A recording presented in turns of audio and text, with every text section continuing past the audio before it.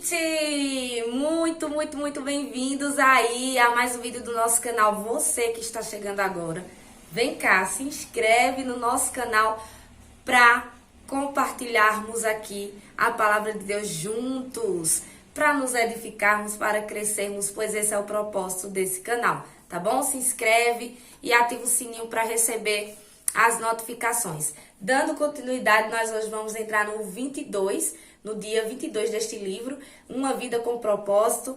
E nós já aprendemos, né, o primeiro propósito de Deus para a nossa vida, que é esse daqui, ó. Afinal de contas, por que estou aqui? Nós aprendemos por que estamos aqui na Terra, para que fomos criados, qual o propósito de Deus para a nossa vida, que nós não somos um acaso da vida. Deus, ele nos fez com propósito. Nós não nascemos por acaso, nós não somos assim por acaso. Deus, ele teve o propósito. Deus quem nos criou para a glória dele. Foi para a glória dele que nós fomos criados, é para a glória dele que nós estamos aqui, tá? O segundo propósito que nós aprendemos foi sobre esse assunto aqui, ó. Você foi formado para fazer parte da família de Deus, onde aprendemos sobre congregar em uma igreja, em uma comunidade cristã, fazer parte dela, amar ao próximo. Tudo isso aí a gente vem aprendendo, né? A ter união, a unidade.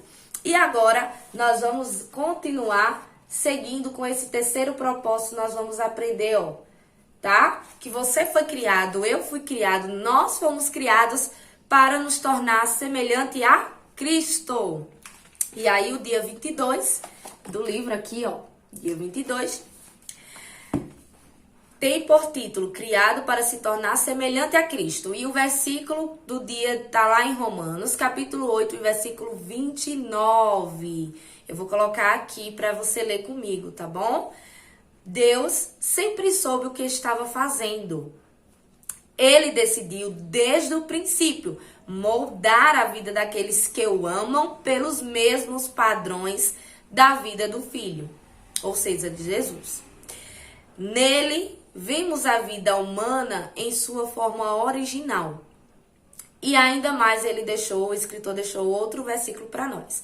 Colossenses capítulo 1, versículo 15, que diz: quando olhamos para o Filho, ou seja, para Jesus, vemos o propósito original de Deus em toda a criação. Que versículos lindos! Então hoje nós vamos aprender que nós fomos criados para nos tornar semelhantes a Cristo. Vamos lá?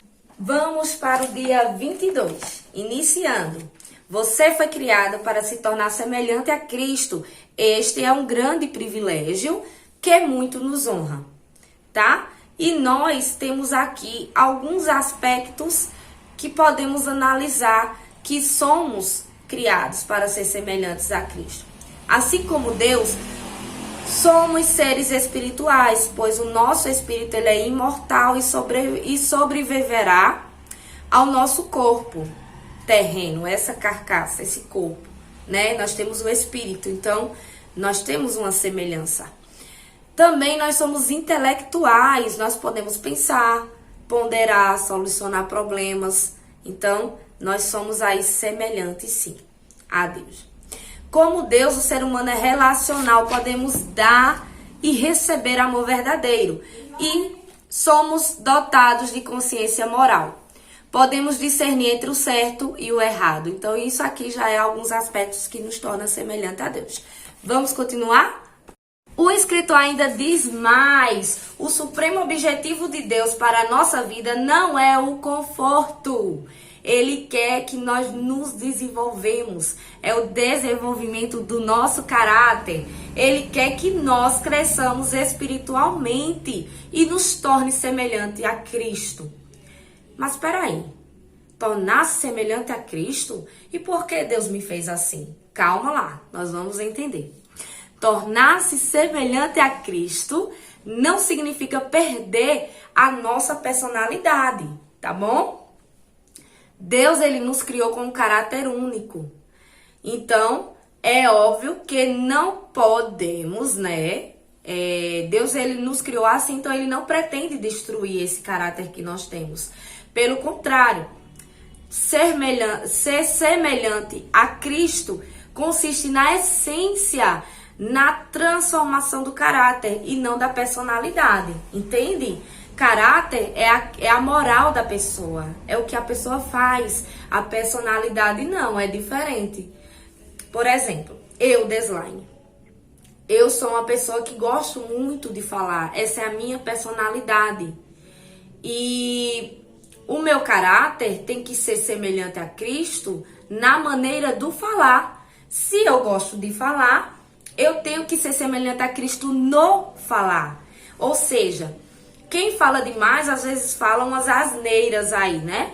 Então, se o meu caráter é moldado por Cristo, é semelhante a Cristo, quando eu for falar, por mais que eu fale que eu gosto muito de falar, na minha boca, dos meus lábios, não sairão nada que seja impuro. E sim algo que seja edificante, algo que seja com amor, com compaixão, com sabedoria, da mesma forma que Cristo falava. Entende isso? A diferença? Então, quando o meu caráter é mudado, as minhas atitudes da minha personalidade, elas são edificantes, elas são iguais à de Cristo. Entende isso?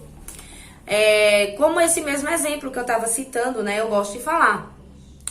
Se eu não for semelhante a Cristo, daqui só vai sair maldição, mentira, julgamentos, né?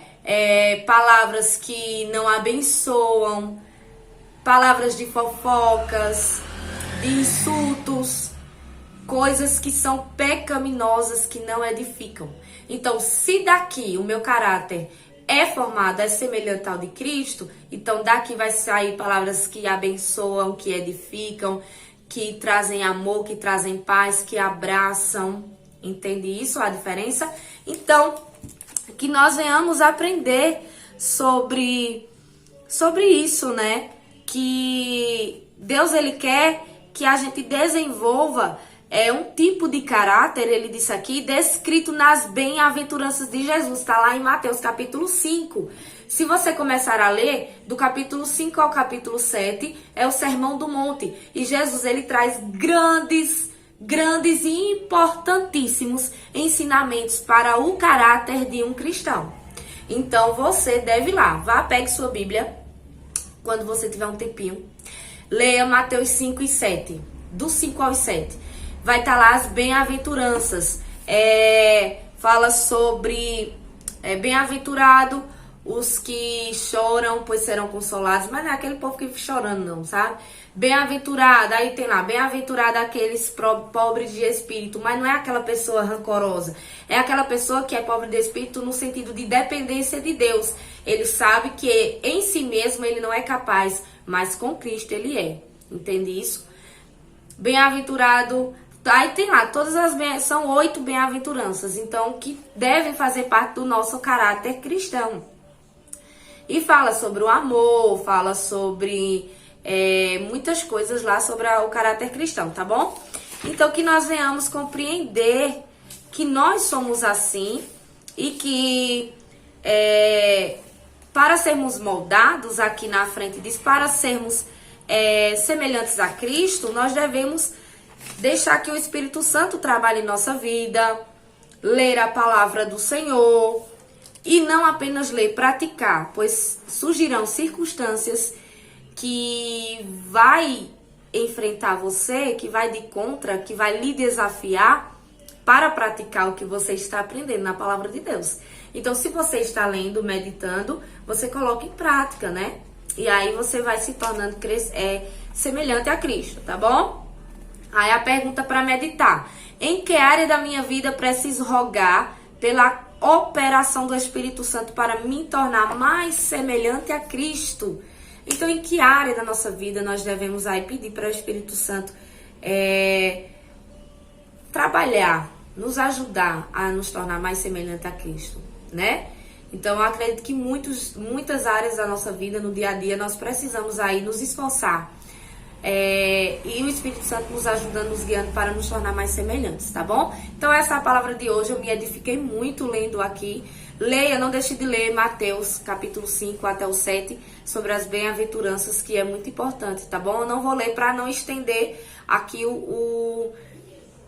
o vídeo, tá bom? Deus abençoe você, seu lar, sua semana. Hoje é segunda-feira, mais uma semana se inicia, a primeira semana do mês. Que Deus abençoe ricamente o lar de vocês, o trabalho, o estudo, as viagens, tudo, tá bom? Deus abençoe. Um cheiro no coração de cada um e até o próximo vídeo, se Deus permitir. Tchau, tchau!